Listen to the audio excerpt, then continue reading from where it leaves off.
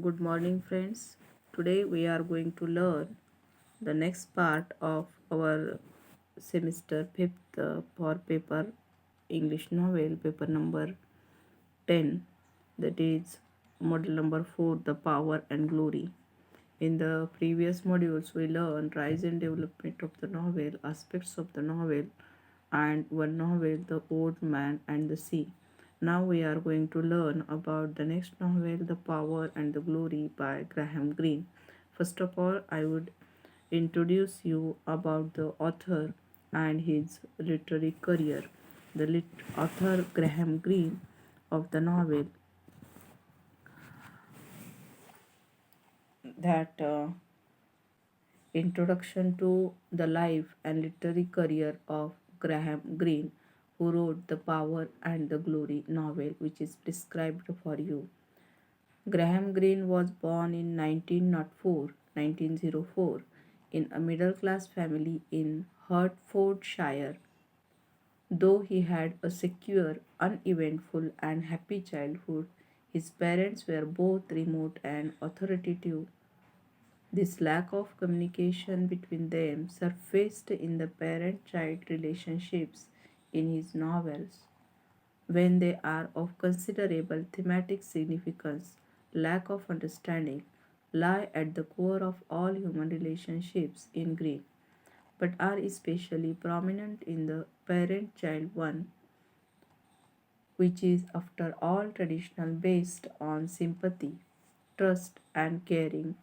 He left behind the security of home and joined a school and was thrust into a strange world of new people with strange and often contradictory emotions and actions. His misery increased when, after 13, he had a board at school during weekdays and was deprived of the haven at home. All around him, the boys saw evil. In this awareness lie the roots of the novelist's obsession with the loss of awareness, sins and sufferings, corruption, crime and evidence, childhood traumas and adult depravity. Moments of escape from this stifling environment became for him a fleeting time of release and of prayer. Towards the end of his life, Greene, who was born an Anglican, converted to Catholicism. By the time Greene reached his adolescence, he found reality in fiction, with its world of pain and betrayal. His growing unhappiness and depression made him seek these separate ways of escape, including suicide. All through his life, this inclination towards self destruction remained and propelled him into dangerous situations. In most of his novels, too, his protagonists choose some kind of suicidal end for themselves. He was, in fact, latter a manic depressive who, who displayed this weakness in his adolescence. His parents realized that he was close to a nervous breakdown and took him to a psychoanalyst for treatment. In spite of having adjusted better to life, Greene would find the essence of human life in the city and was most at home there. Perhaps this is why most of his novels are urban in setting and atmosphere. He made many attempts at writing, but achieved success for the first time with Istanbul Train in 1932. Some of his other novels were A Gun for Sale, published in 1936, Brighton Rock, published in 1938, The Confidential Agent, published in 1939, The Power and the Glory, published in 1940, The Heart of the Matter, published in 1948, and The End of the Affair in 1951. Greene's religious development is faithfully mirrored in his novels, many of which were directly Catholic in their themes and characterization. His latter novels show a gradual secularization, but he remained a Catholic to the end. He never divorced his wife in spite of their estrangement and was given a Catholic funeral. Now we will see about the life and background of Graham Greene.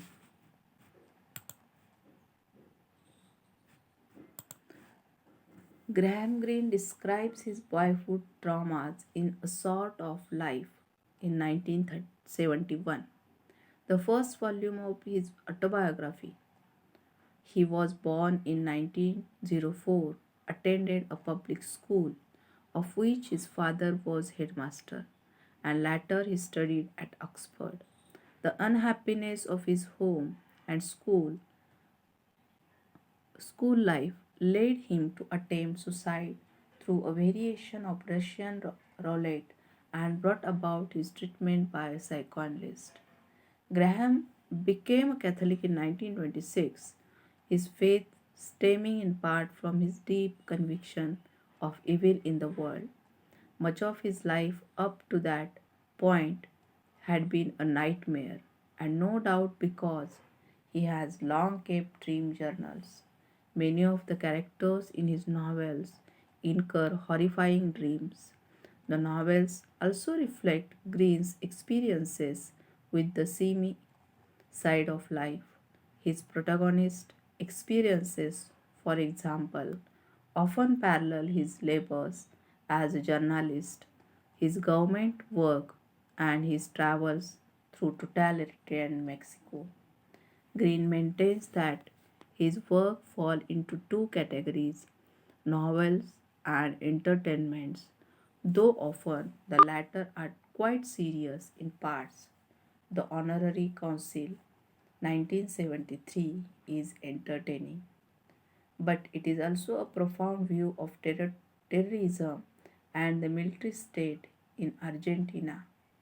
Greene's novels are frequently characterized by their focus on a hunted man as the protagonist, on, on the discrepancy between the outer man and the inner man. In fact, his first novel is entitled The Man Within, on multi-point of view, points of view, and vivid metaphysical and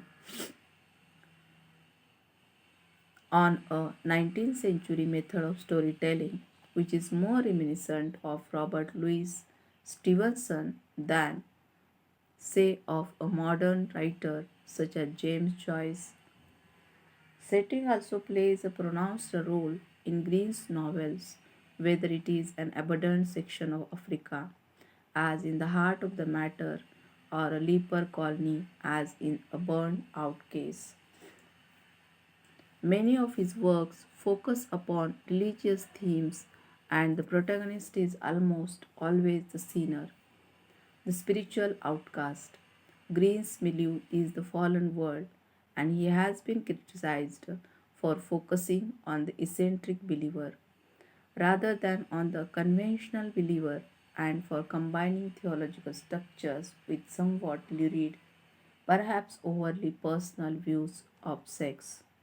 The End of the Affair, 1951, for example, is as much a study of hate as it is a study of triangular love. Greene died April 3, 1991, at La Providence Hospital in Vevey, Switzerland. He was 86. Lord of the Flies author William Golding commented, "The best of his novels will be remembered as literary perfection." Novelist John Lee Carey described Greene as his guiding star. During his lifetime, Greene was honored by Queen Elizabeth II, but never won a Nobel Prize despite several nominations by colleagues. He was fond of traveling all over the world, seeking out such trouble spots as Vietnam, Israel, Chile, and South Africa. I like to keep my eye on world politics, he said. So, this is about his life and background. Now, the next part about the novel, that is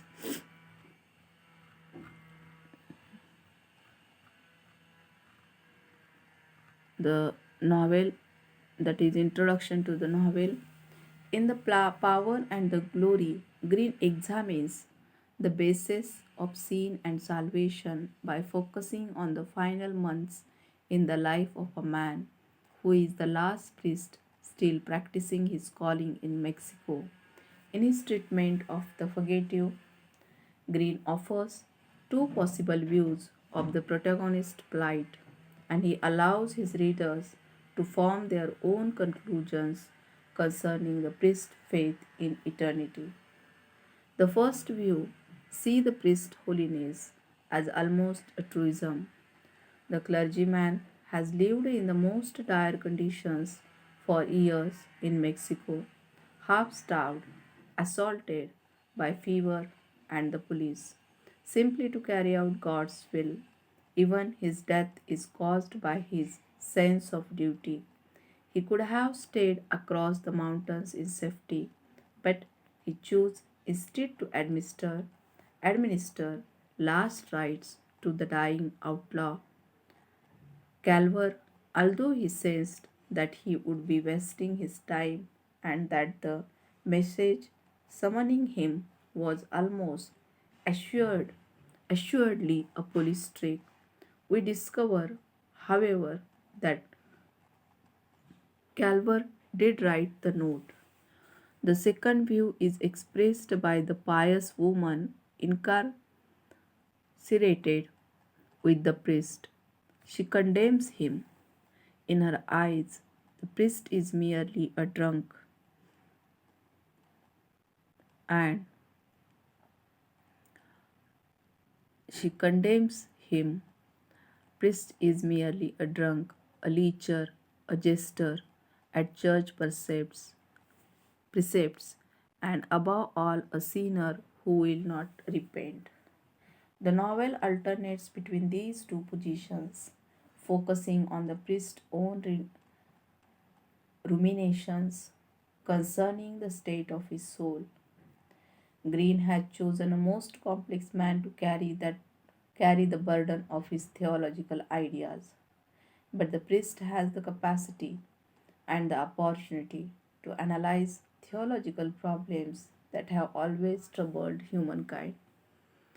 The nameless priest becomes every man, picking his way through the labyrinths of Mexico's mountain ranges and swamps in his attempt to do God's will, even though his spiritual situation is unnecessarily complicated by issues that would bother no one but the priest himself. Green's priest has a tender conscience and a tendency to see only the evil in his actions and to exaggerate his blemishes. To such a man, virtues become vices, and added to valid guilt, they almost overpower him. Green's priest, however, does have reason to repent. He was pompous in the early days of his priesthood. He subjected emotions and concern for others to intellectual gymnastics. He did commit adultery, and he does drink far too much and might well be an alcoholic. But his imagined crimes, he feels, are much worse. He feels guilty because he loves the offspring of his sin. Brigitta, he suspects that his refusal to leave Mexico stems merely from pride. He broods over taking a lump of sugar from a dead child and snatching a bone from a dying dog, even though he himself is starving. He concerns himself unduly for enjoying a few days of rest at the Lear's home, and while there, he is immediately conscious of his tendency to return to his old, stilled ways, so sensitized in his conscience to any possible rumblings of sin. The priest then is fully drawn character, but he is also a spokesman for Greene's view of the continuity of the Catholic Church as a sensitive and thoughtful person. The protagonist is scarcely expendable, yet he is only a small part of a large spiritual organization. The Roman Catholic Church, in his debate with the lieutenant, the priest states that the totalitarian state is based upon personalities. When its leaders die, he says the government will probably fall, consumed by corruption. The church, he argues, does not depend on any one person, and the appearance of the new priest at the end of the novel manifests Greene's thesis. But even the church must work through people, and the novel traces the protagonist's growing awareness of the need for compassion and acceptance of the faults of others. Without clarity, benevolence, and loving forbearances, the church would be as cold and as brittle as the totalitarian state. The lieutenant can erase caricatures from the walls that might ridicule the government, but the church must be more tolerant, while all the time retaining its sanctifying missions, starting with his dreadful night in the jail cell and ending with his kindness to the half caste as they approach Calvary. The priest's quest has been an effort to become totally human. So, this is about the novel, and it is a little bit with the critical appreciation. And when we think about only the summary of the power and the glory, that is about the story outline of the novel, we will see the summary of the novel in the next lecture. Thank you.